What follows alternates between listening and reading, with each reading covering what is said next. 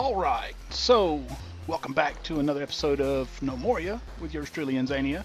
I did all the professions and stuff yesterday, but I forgot to check the forums and see if, the videos, I just put them out. They haven't been out but a day and a half. And we've got a person that wants to be in the game, so Mr. Whippish, I'm going to make you a character. I'm trying to figure out what I want to make you. I look at your guy on the forums, and you are a Kerbal Knot. So I don't see any. We'll make you the closest thing to a Kerbal, I guess, would be the Tinker.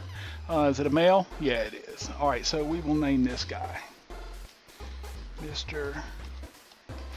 Whippish. Just checking to make sure I'm spelling it right. Mr. Whippish, yes. Alright, so you are now my Tinker. You are going to be a busy person. Alright, why didn't it save it? Oh, it did. Go back to sign. Tinker, name. Back. I gotta close it. Assign. Where's my Tinker? Tinker. Where's my Tinker? Mr. Whippish the Tinker. There we go.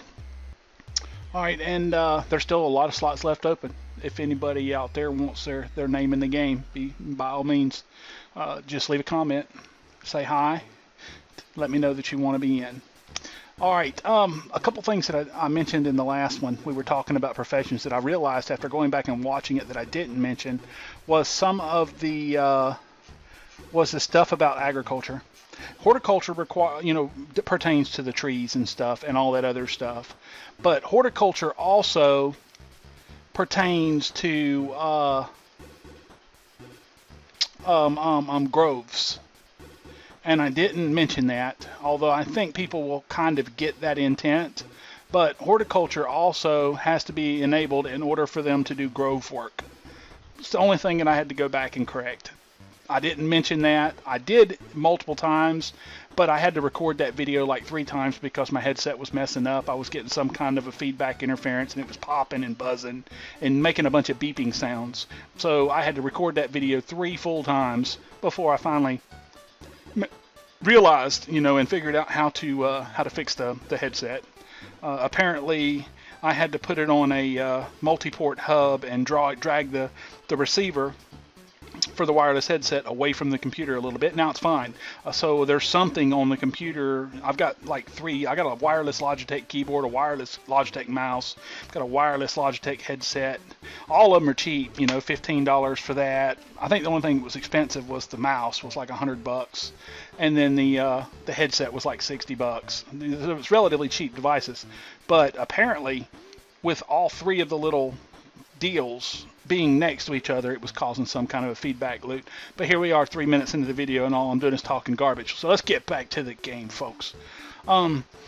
This today, what we're going to do is we're going to go over military, because I'm ready to put all my guys in squads. And this is how you do that.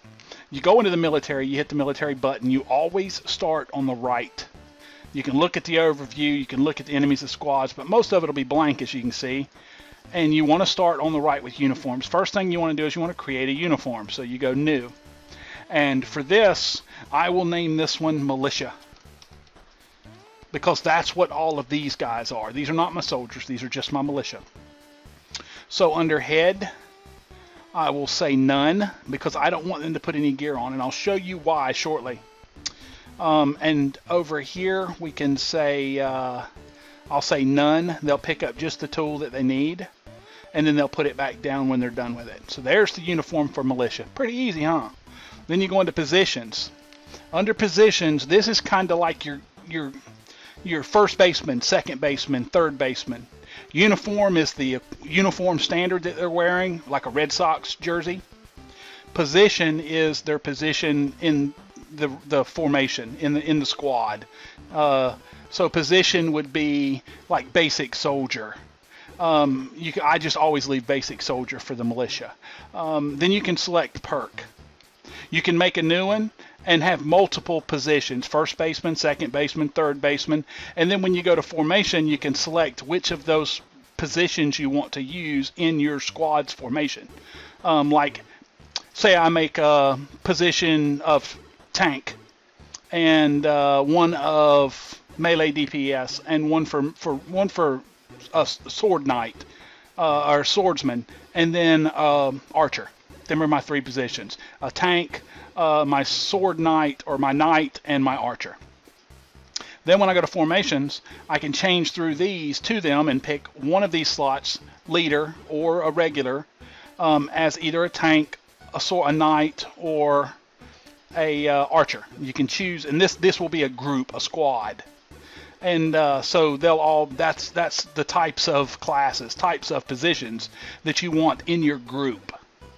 Squads is then a squad, and it allows you to assign people to said formations. So I can take an individual now and make him that first baseman, or make him that knight, or make him that tank, and put him in that tank's position, in that tank's formation. And then you have enemies, which shows you any enemies that are alive, which you'll see that when you click on them. And then you have the overview of all of your squad. So let's get going. We've got militia, set everything to none, and then in positions, we want to, let's make a new one just for giggles, and we'll name it, what's this position going to be? This position will be, we'll call it unarmed. Unarmed, because they're not going to wear anything, and I'll show you why. So this will be the unarmed position, and we'll go here, and if you go here, you've got some perks that you can do. If you look at it, like Highlander, increases two-handed melee damage and chance of decapitation when no armor is equipped. Frenzy increases attack speed when wielding two weapons, but decreases chance to defend. There's a bunch of them. But initially for your guys, the best one is Way of the Gnome, in my opinion, and many others. It increases your attack speed, your damage, and your dodge chance and dodge rate when no armor or weapons equipped. So basically your guys are going to be hand-to-handing fisticuff style, and they're going to get this perk that's going to increase everything that they do based on that because they're unarmed. Now you would go to uniforms. Uniforms is going to show you a list of all the uniforms that we just created. I want to use the militia uniform, which is basically wearing nothing. Then I want to look here. I want to pursue lost targets. I want to not maintain distance. That will make them pursue lost targets. They explain to you right there. If line of sight with the target is lost, move to the last known position. I want them to do that. Attempt to move to the maximum range of the current weapon. You can use that, but since these guys are all going to be melee, there's absolutely no sense doing it. And sometimes what it ends up doing is it ends up screwing your ranged up too. So you got to be careful when you're using that. Retreat if bleeding. Yes, if they start bleeding, that'll make them retreat to try and get to a band-aid. Retreat to equip a uniform. Doesn't matter. These guys don't wear uniforms, so I don't even need to check that. Retreat to refill ammo. This is good for your ranged. Sometimes. Late game, when you get into the groups of 6, 8, and 10, 15 monsters coming at you, your guys will run out of bullets. So you want to check this at that point so that they will then go refill and come back. Early game, first 5 or 6 years of the game, you do not want to check this because you're only going to be fighting at most 5 things. Maybe 6 or 7 if you've really worked on your kingdom and got your kingdom worth up.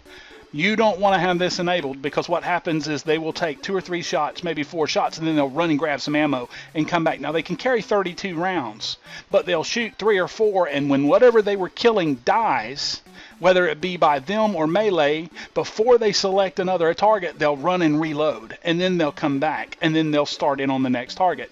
Even though they've got 28 rounds, 30 rounds, or whatever, they'll still go get them couple bullets. Now, fortunately, when I set up my ranged, I end up putting my bullets right by where they'll be fighting. That way, in case, I need to equip that later, they can then run and grab bullets, and it's okay.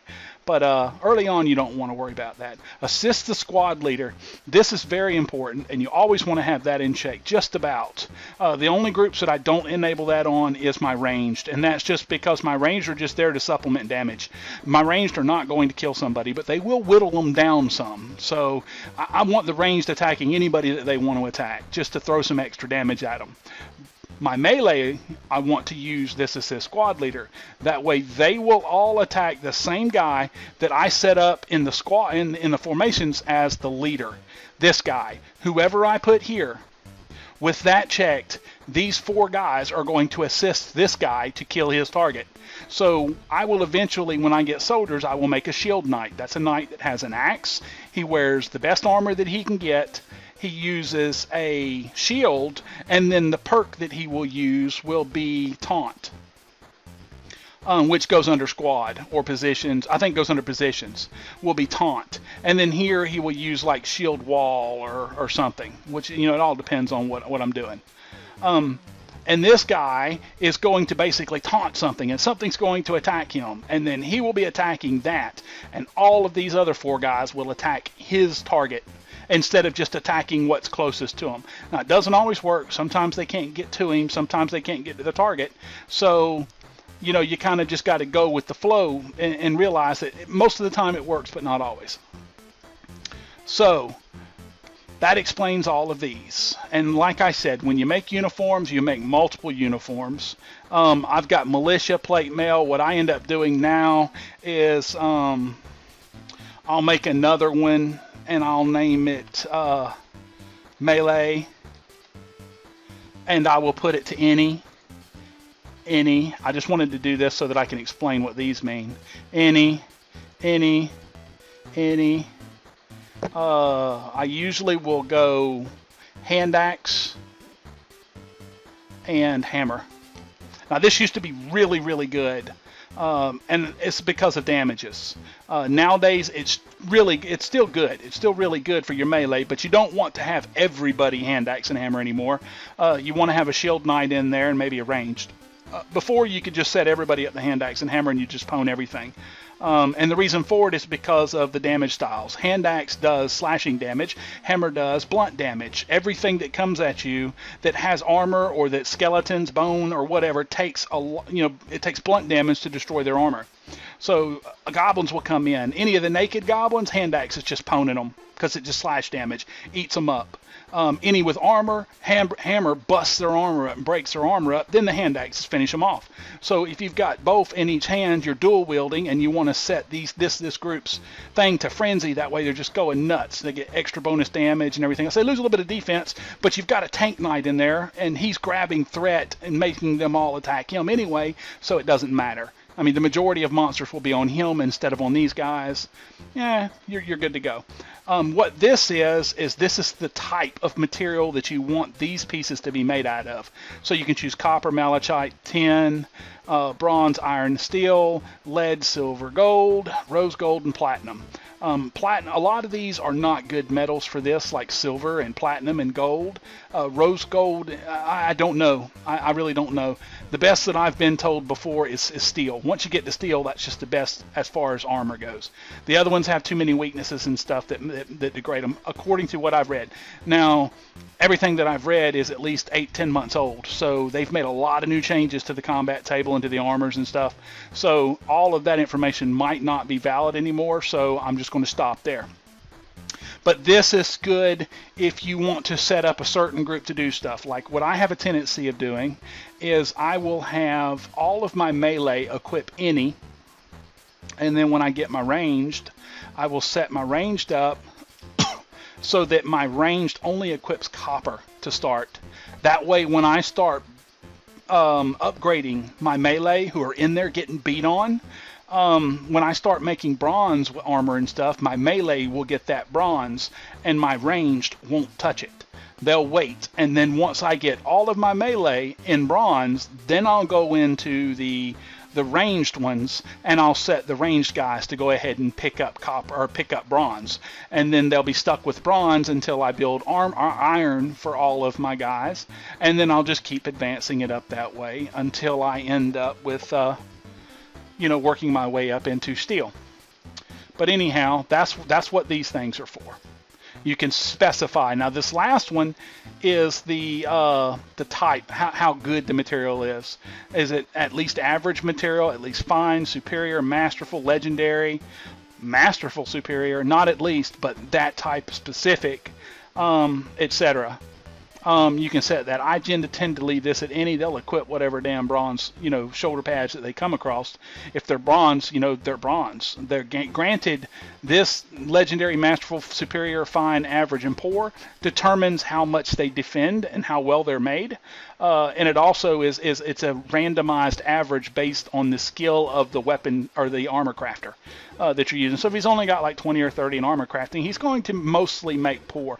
Every once in a while you'll get an average or a fine, but the majority of the time he's going to make poor until his skill goes up, and then he'll start making average, and then he'll start making fine, and he gets more of a chance. Now they always have a chance to get legendary and masterful, all of these, but the chances are really low depending upon their low stats, or at least that's what I've read. So I tend to leave it at any, and they'll just equip whatever. Positions, we've went over that. Formations. Perk for formations. Basic formation. You can make multiple formations if you want to. I'm going to stick with the basic formation, and we're going to name it Militia Formation. Oops, let's capitalize that in. The Militia Formation. The perk that I want to give them, you can keep, these are just bonus perks, like increased vision range for each active person, or each person that's active in that group. Now I'm going to have 5 people in the group, so it's going to be maximum vision range. You can use shield wall, increases your block chance and block rate. For each member with a shield. I don't have any shields. They're naked. Increase melee weight based on melee weapons. These are gun-based stuff, and then all 3 of these are all ranged base. So what I like to do is I'll put it on Keep Your Eyes Open. That way at least they're getting a perk out of it. The other ones are ineffective because my guys aren't equipped with anything. For the leader, I'm going to set it to an unarmed guy.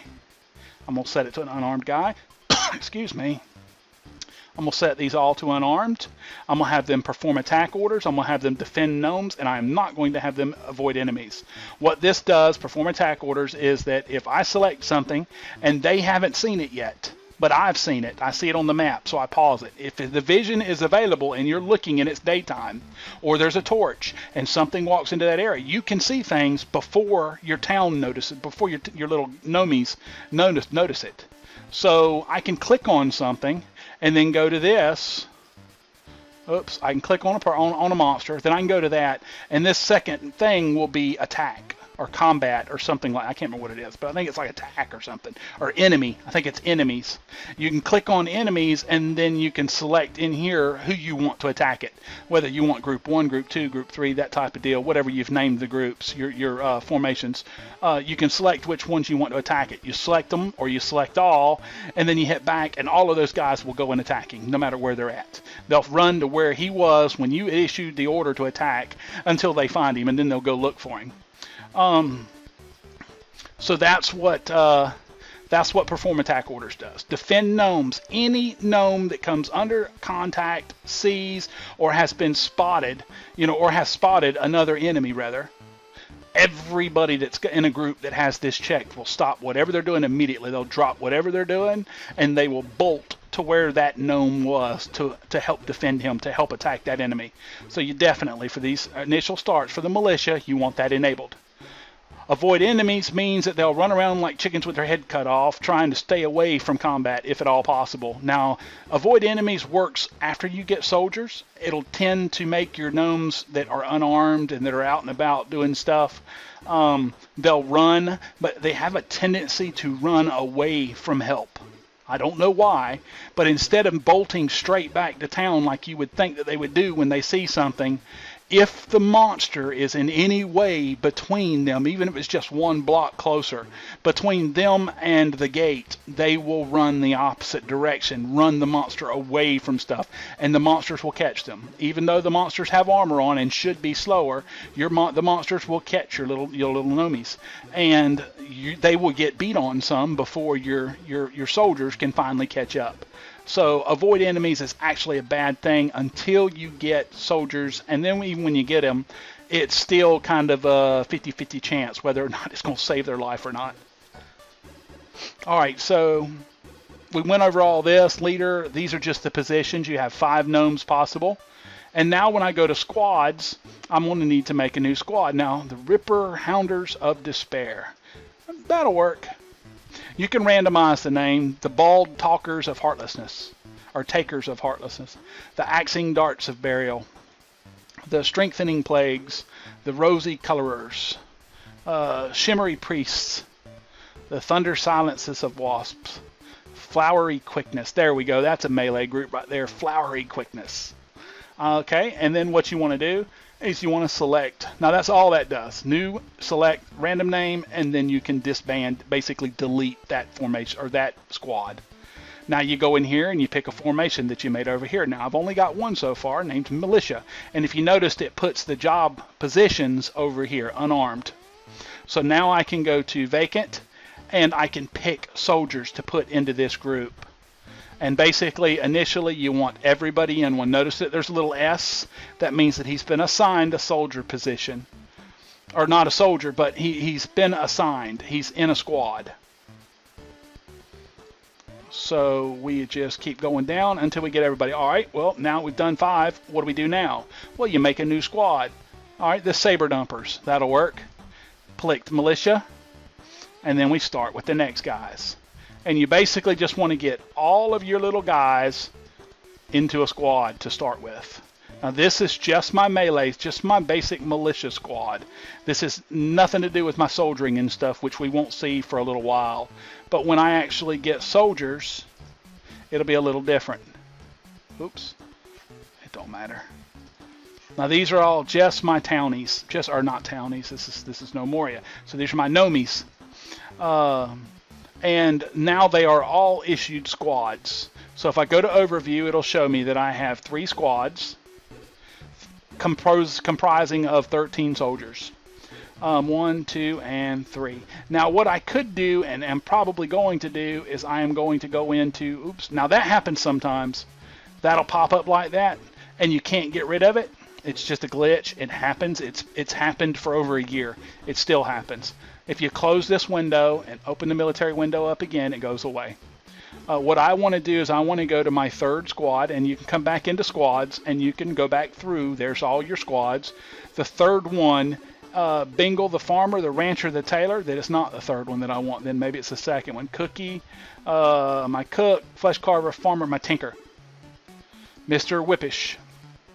I want him vacant. I do not want Mr. Whippish to leave that tinker's table to go help fight. I've got 12 other guys. I'm sure that we can kill 2 gnomes, or 2 goblins rather, with 12 guys. So remember to be careful about stuff like that. Enemies shows you the enemies. If you click on it, it will also have this tab that will pop up. And then you have overview. Overview goes over all of that. You can go to total. It'll show you how many you have on patrol routes, guard stations, and then just total. I never use guard stations or patrol routes. I just have a tendency to build a training area and then assign a couple gnomes to it, which we'll get to that when we get to soldiers here later on in the series. But for right now, that's what we've got, and that's what we're doing. Total recap of everything, because we're getting ready to end this video, and I'm going to start the next one, which actually starts me playing the game, because we have now completely explained all of population, all of military. Events are just, it's kind of like a log. It's a combat and stuff. I explained that before. You've seen me use stocks, but I didn't explain it. It's an overview. This is your actual stockpiles. Right now I've only got 3 stockpiles, and all 3 are at the default name. You can go into a stockpile. You can right click it. You can change the name. And I think, no, that one's just food. So you can name them. Like that one's food. What is this one? This one's wood and stone. So we're going to name this one wood and stone. All right, and here you'll understand a little more. When we go into stocks, tells you what you got. I got 19 food, 29 drink, 1 weapon, 2 armor, 6 furniture, 0 storage containers. When I go to stockpiles, now if you look over here, it'll show you. Now I've got the one that's named wood and stone, one that's named food. I can sort the individual stockpiles and filter them with this. Like I can only show the ones that have goods, which is stockpile. I can show the ones that have food in them. Come down here and I can go to food. There's stockpile and food. Both of them have some food apparently. Which there's another one somewhere. Oh, somewhere. I don't know. There's another one laying somewhere though, when I moved them over initially. Well, here I can find it. Let's go to there and go to move to. Alright, so... Oh, right there. There it is. That stockpile is just stockpile with food in it. But then you can use this to stockpiles, lets you sort through your stockpiles. Items lets you sort through your items. Now I can go into food and it will show me all of the stuff. You can go to contents, there's everything that's in that food stockpile. But an easier way to find out how much of something you have, if you want to determine how much you have in an individual stockpile, you use the stockpiles menu. If you want to determine how much of something you have overall, you would use the items menu. You go into items and you can click on goods and it'll show you all the regular goods that you have. You can also open that and go individual. Like if I just wanted to know how much stone I had. I've got 58 raw, I've got 20 blocks, 1 chisel, even shows you things made of stone, and 0 saw blades. I had a saw blade, but I used it to make the thing. So it shows up as 0, but it only shows you the things that you've seen. Like under raw stone, it shows me raw granite. It doesn't show me all the different types of rocks, but it will put them in the list, even if you only have 0, once you've discovered them. I haven't discovered any of the others. Bauxite, lapis lazuli, marble, none of that's in there. So that's basically how to use the stockpile listing. You can individualize it even more by opening it up. And instead of picking all stone types, you can open it up and just choose block, and it'll show me that I have 20 block, 20 granite block. Now, if I need to know where that is, I can go to stockpiles, I can go to goods, I can go to stone, I can check block, and it'll show me that I've got block in these two things.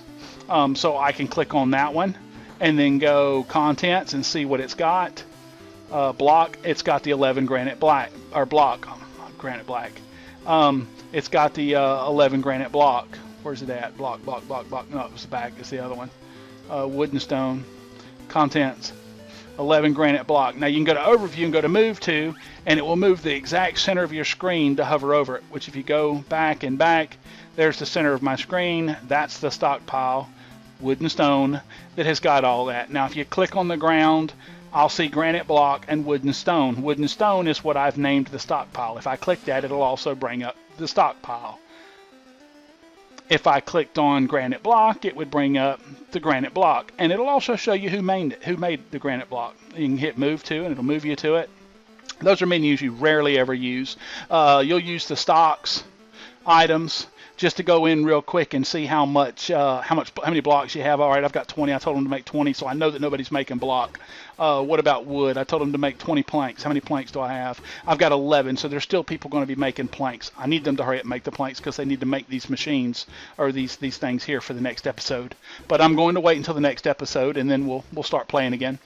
But that's the military menu. We've explained it. The population menu, the stocks. Kingdom is just an overview of all your thing, how many workshops you have, their names, farms, their names, pastures, their names, how many rooms that you've built. Right now I haven't built any rooms, haven't designated any rooms. Personal quarters, dormitories, dining rooms, and hospitals are the different rooms you can have. But overview is what's important. My world seed, difficulty, and basically the population is what's important. And your total worth. Right now, my kingdom's total worth is at 2446. That determines how many new nomads you get at the beginning of the next season.